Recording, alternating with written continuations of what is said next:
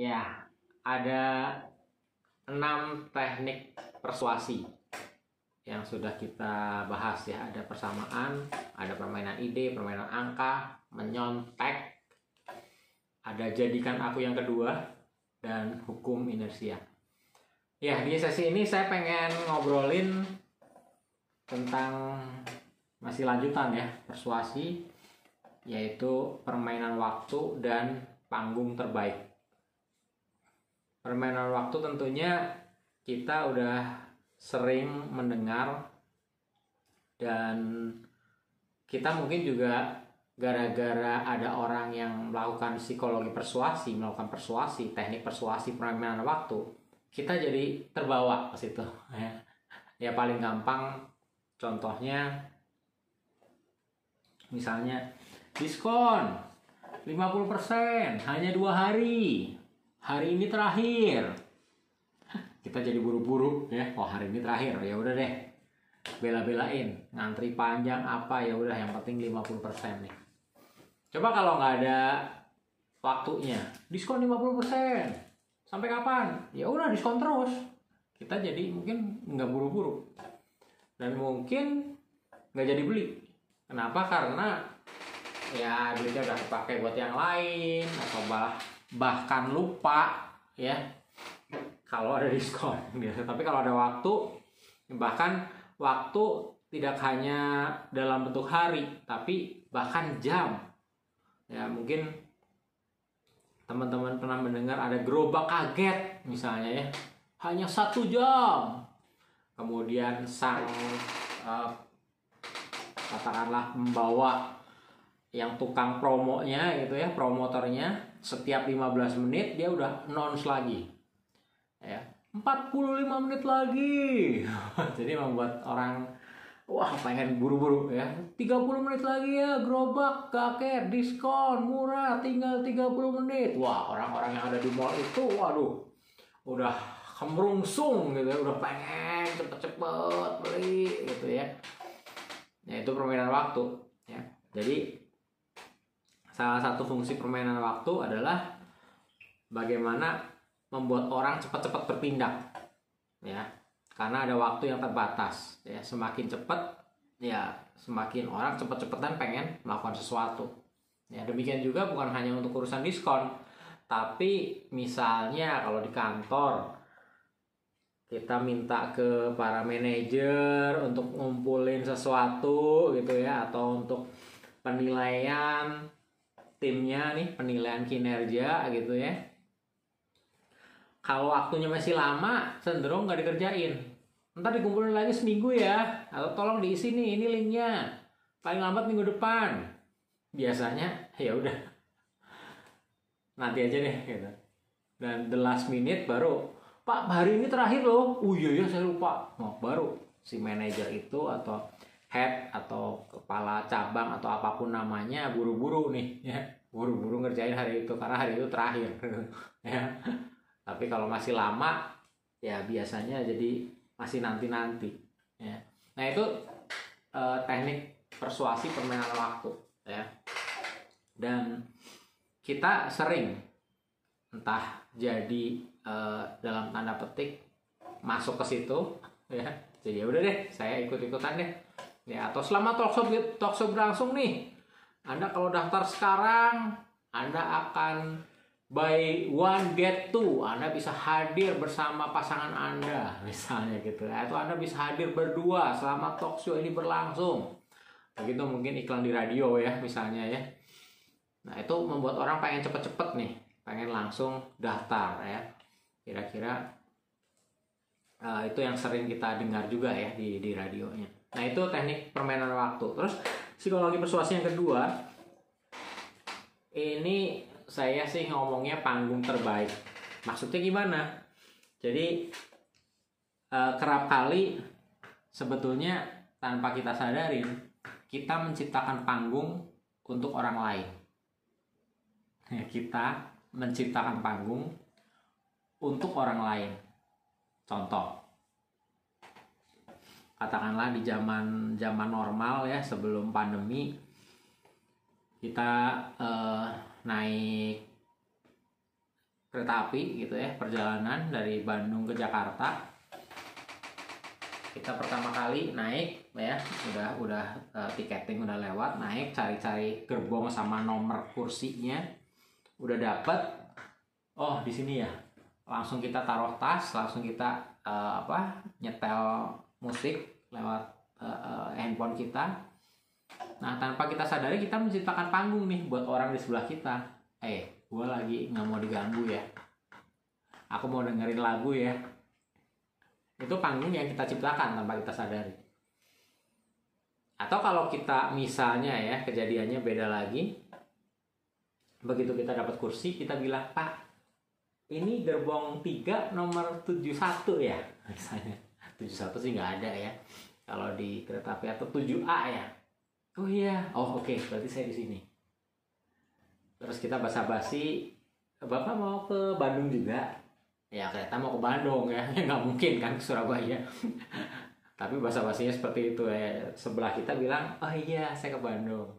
Jadi tanpa kita sadari kita juga menciptakan panggung nih ke teman seperjalanan kita. Oh ini orang yang ramah.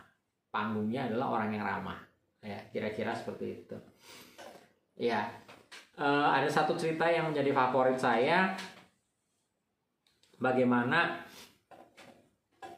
seringkali panggung atau orang lain, kita menciptakan panggung untuk orang lain melalui apa yang namanya mungkin kayak gosip gitu ya, yang entah bener entah enggak.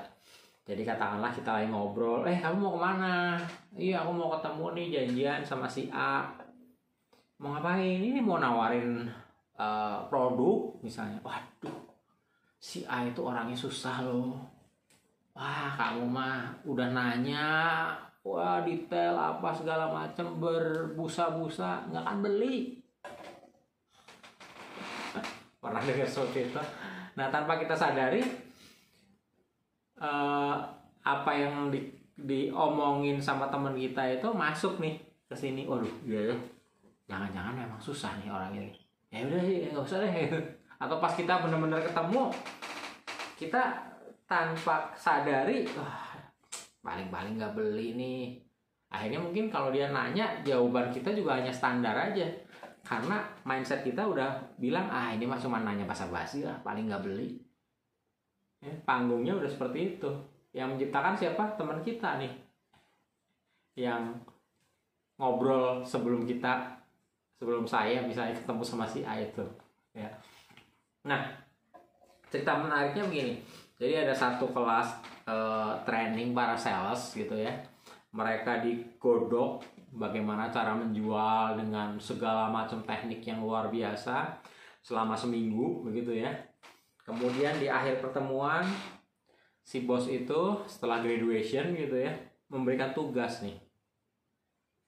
Pak, misalnya Bapak X gitu ya, Pak X. Ada calon pelanggan nih Pak X yang ada di lantai 17. Orangnya memang senangnya detail. Dia pasti kalau Anda kesana pasti dia akan nanya detail, nanya ini itu, cerewet sana sini, seolah-olah dia nggak mau beli, padahal dia mau beli kok. Percaya aja deh dengan saya. Oh gitu ya. Iya.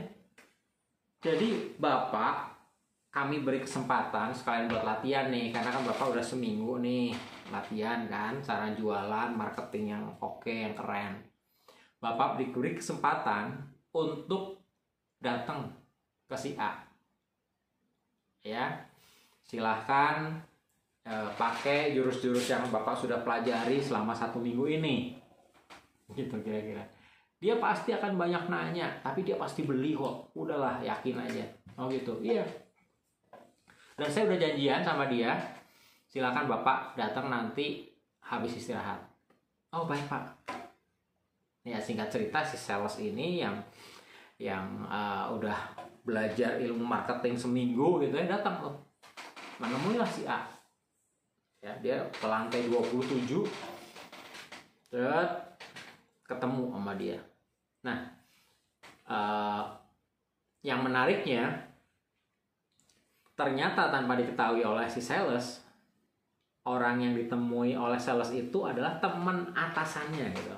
Jadi si bosnya ini tuh udah ngomong, ya, udah ngomong, nanti nih anak buah saya nih baru nih, dia mau nawarin kamu pura-pura nanya-nanya aja deh, nanya deh, pokoknya nanya segala macem lah. Tapi kalau udah beli ya supaya dia semangat kerjanya. Oh iya deh, beres. Dia nanti datang habis istirahat. Oh iya beres.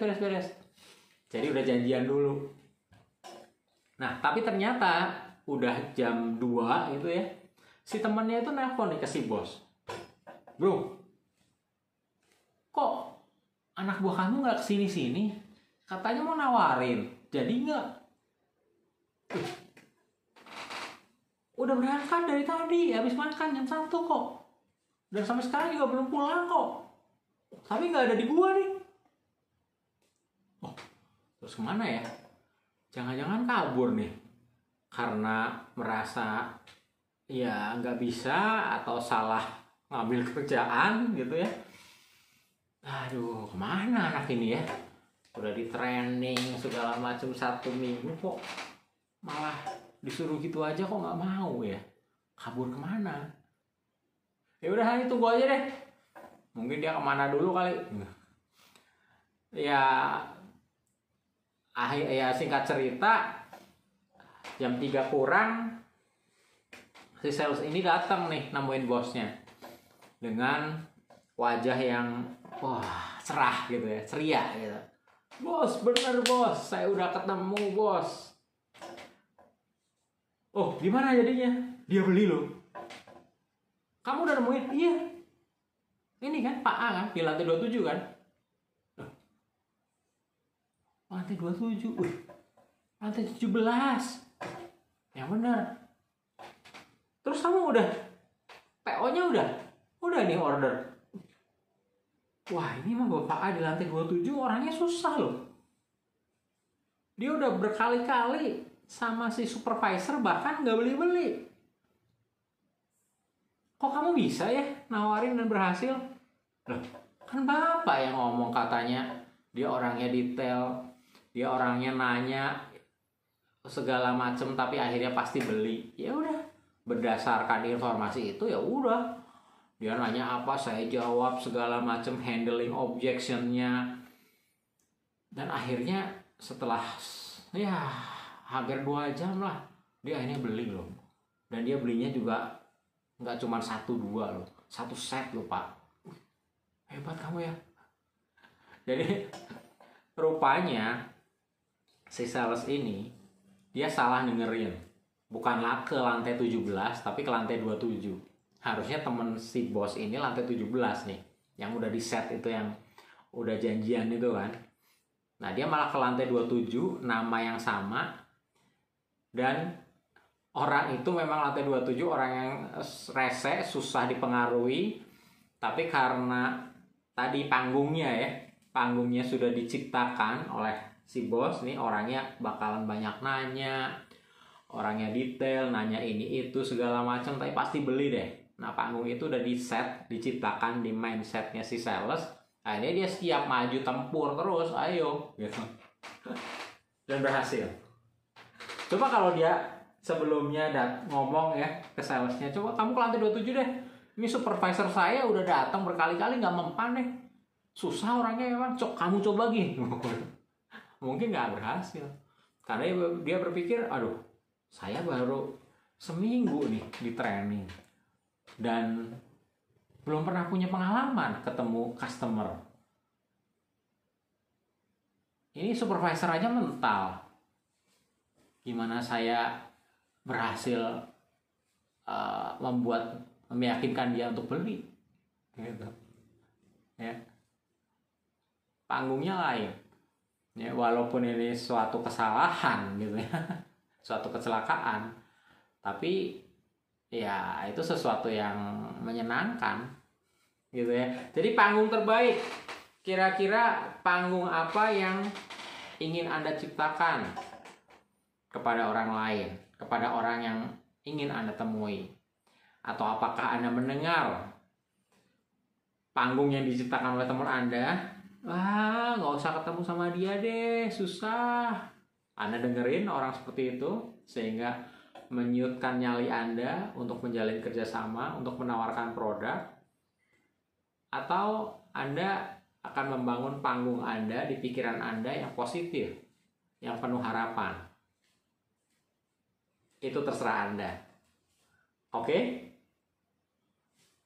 Sip ya? Dan jangan lupa, kalau bermanfaat, bunyikan lonceng dan subscribe. Masih bersambung ya di sesi selanjutnya. Oke? Terima kasih.